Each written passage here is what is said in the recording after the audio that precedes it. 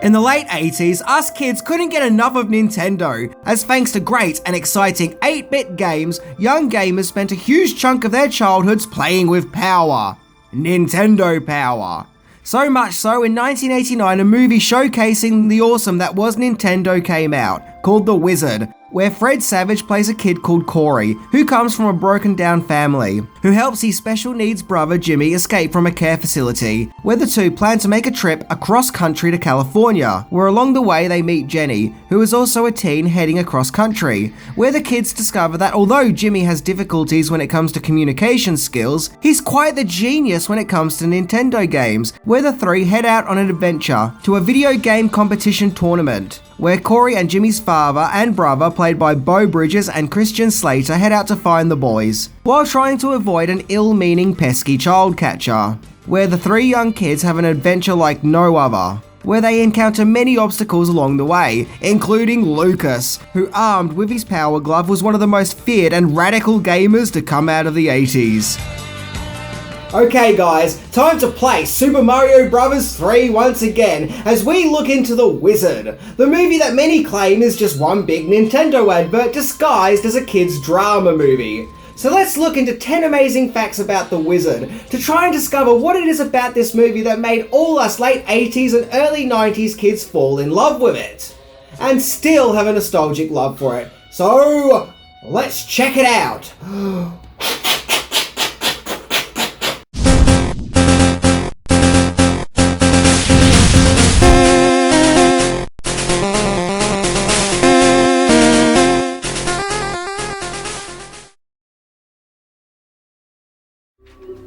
I love the Power Glove.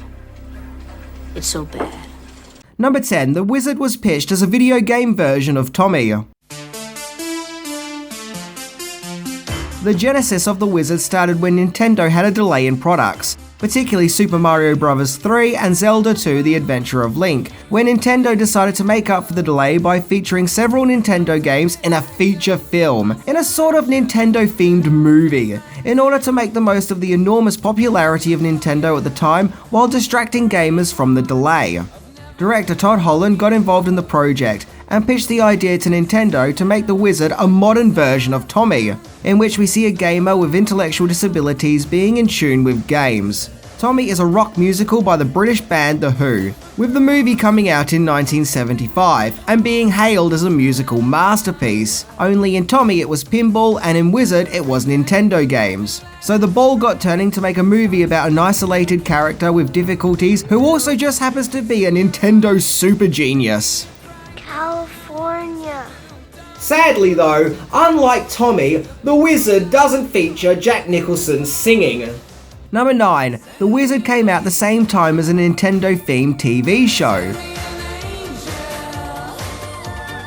Although TheWizard was a way of enticing fans of Nintendo into their local movie theatres, there was also something of a TV show that was promoting Nintendo, in the form of the cartoon series Captain N: The Game Master. Now there were other Nintendo-themed cartoons at the time, such as the Super Mario Bros. Super Show and Zelda.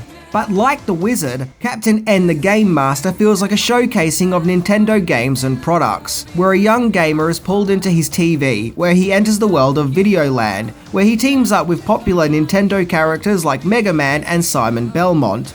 Captain N premiered on September 1989, and TheWizard was released on December 1989, and I wouldn't be surprised if Captain N was also a way of dealing with the delayed products. In fact, when you think about it, both TheWizard and Captain N are very similar, as they are both about young boys who are genius Nintendo gamers.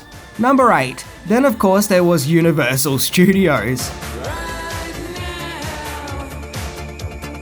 As any fan of TheWizard could tell you, not only was TheWizard one part Nintendo advert, but it was also one part Universal Studios advert, with the movie's final act taking place at the Hollywood theme park attraction, even showcasing several of the park's rides and attractions. This may have had something to do with the fact that TheWizard's director Todd Holland worked for Universal Studios at the time, as an operations manager.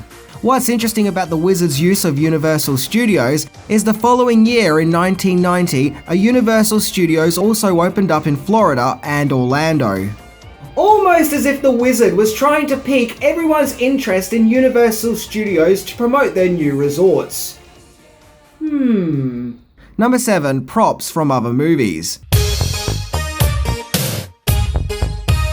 TheWizard has many memorable props, other than Lucas's power glove of doom, as this red truck seen in the movie is the exact truck used for the 1987 Sylvester Stallone movie Over the Top. And the fact that it was a recycled prop wasn't even hidden, as you can see printed on the door, Hawk hauling, as in Over the Top's main character, Lincoln Hawk, who was played by Stallone. Also, the movie's end takes place at the giant Caspian Dinosaurs, which is located near Palm Springs in California. The giant dinosaur attraction is most famous for also featuring in the hit movie Pee-wee's Big Adventure. California! California! Number 6. Legacy. TheWizard was made on a budget of $6 million and made $14 million at the box office, placing it at number 5, with it being a fairly decent success financially. However, those pesky old critics who probably never picked up a Nintendo controller in their lives weren't kind to the film, with words being thrown around like sloppy, exploitation, and tacky. However, despite this, the movie had a huge cult following, as it seems TheWizard really hit a nerve with young viewers who watched it at the time, who have now grown up, as if TheWizard holds some kind of nostalgic magic in their hearts. Back in the late 80s and early 90s, video game tournaments and Nintendo video games were a new kind of culture that only the young kids really understood, so I reckon it was a case that the older generation of critics didn't understand this new phenomena and may have even been threatened by it. After all, when those critics were young, they probably saw Elvis and Beatles movies come out, with the older critics of that time not understanding what the big fuss was all about when it comes to those phenomenons. Not saying TheWizard isn't without its problems, because it definitely has issues, but I'm just trying to analyse its cult status, which has increasingly grown over the years. But the main goal was to just be a fun kids movie to hype kids up with Nintendo. Ninja Gaiden! Hey! And yes, if you were a kid in the late 80s and early 90s, Nintendo was our equivalent to the Beatles and Elvis. Number 5, it introduced the world to Super Mario Bros. 3. The main thing that every kid remembers about watching TheWizard is without a doubt its big reveal in the movie's climax, where in the video game competition, we see the reveal of Super Mario Bros. 3. At the time, there was great anticipation for the game, and seeing it for the first time was like bearing witness to a miracle. And considering that Super Mario Bros. 3 was such a great and memorable game, TheWizard stands out as being what introduced many of us to such a magical part of our childhoods. Not only that, but TheWizard also gave many hints and clues to Super Mario Bros. 3's gameplay. However, the claim that TheWizard was the very first introduction to Super Mario Bros. 3 isn't entirely true, as by the time TheWizard was released, Super Mario Bros. 3 was already released in Japan. Whoops. In fact, Mario was such a prominent part of TheWizard, he was even on the movie's poster. Look at him flying off there. Number 4, TheWizard Around the World.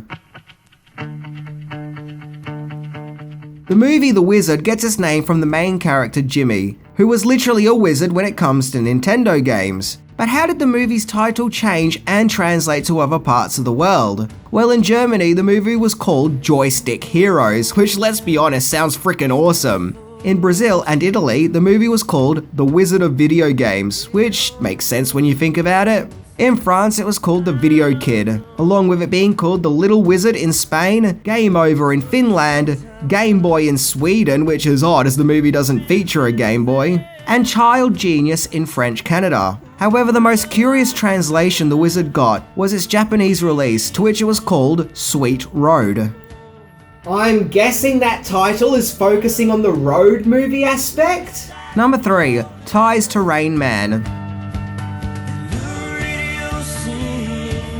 Although it's implied that Jimmy's condition in TheWizard is autism, the word autism is never actually spoken, so it was decided to leave Jimmy's disability as an unnamed condition. This was supposedly done to avoid comparisons to the movie Rain Man, which came out a year earlier, which, like The Wizard, is about two brothers travelling cross-country in America, with one of those brothers having autism. Naturally, given the similarities of the two movies setup, it could have been seen that The Wizard is a kiddie version of Rain Man, only with more Nintendo power.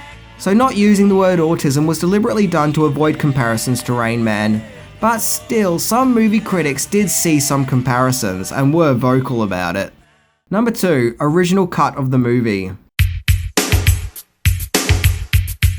Putting the Nintendo and Universal Studios aspect of the movie aside, above all, The Wizard is a road movie. It's a tale about a trio of misfit kids who hike across the country to reach a goal. Just like Stand By Me, only less dead bodies and more power gloves. The journey's tale of unlikely heroes having to work together in order to achieve their goals is a classic storytelling archetype, and it seems that there was originally going to be more focus on the characters, as The Wizard's director Todd Holland explains that the original cut of the movie was 2.5 hours long, with more focus being put on the characters Corey and Jimmy and their backstory.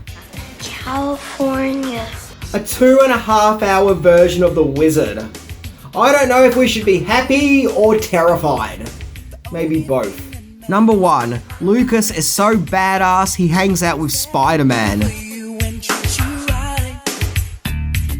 So in The Wizard, we have the main villain Lucas. This kid was way too cool for school, as he torments our heroes with his power glove of destruction. Yep, armed with his mullet and rebellious attitude, Lucas didn't waste any time when it comes to proving who is the baddest gamer in town. In fact, Lucas is so awesome, he even hangs out with Spider-Man himself. As you can see here, a very young Tobey Maguire on set, who had a cameo as one of Lucas's friends/henchmen. Maguire, as we all know, would go on to play Spider-Man in Sam Raimi's Spider-Man trilogy, where he grew up to become the famous superhero web-slinger, leaving Lucas and his glorious mullet in the past. Maguire explained in an interview with The Collider that he got to star in the movie because he was visiting the set, as one of his young friends was also starring in the movie, and further admits he felt that he was terrible as an extra in The Wizard. Ah, Toby, don't be too hard on yourself. Besides, nothing is more glorious than that mullet. So in conclusion, despite being just an advert for Nintendo, why did The Wizard have such a huge impact on those young kids who watched it at the time?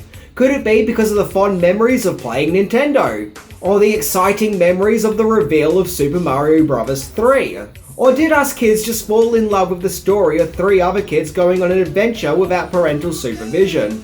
Well, maybe it's all the above, as to me, The Wizard is very much a product of its time. A time capsule, a piece of pop cultural entertainment that can only exist in the time that it came out. So maybe for that sheer reason alone, kids who watch The Wizard who have now grown up into adults see The Wizard as being time capsules of their childhoods, and watching it takes them back to that time of 1989. Anyway, I'm Minty, and The Wizard surely must hold a record for the most times the word California is said in a film. California? Seriously, it's said a lot. See ya!